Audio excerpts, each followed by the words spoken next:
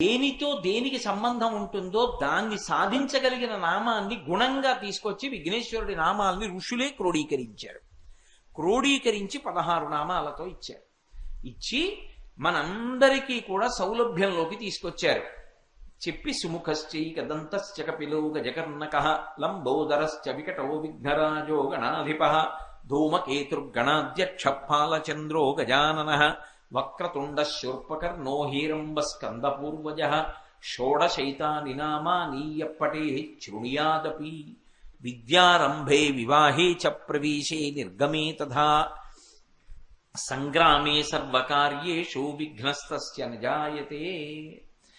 ఈ 16 నామాల్ని ఎవడు చదువుతున్నాడో వాడికి విఘ్నములు రాకుండా వాడు జీవితంలో చేరవలసినటువంటి స్థానమునకు చేరుకుంటాడు. కాబట్టి మిగిలినవి చదివావా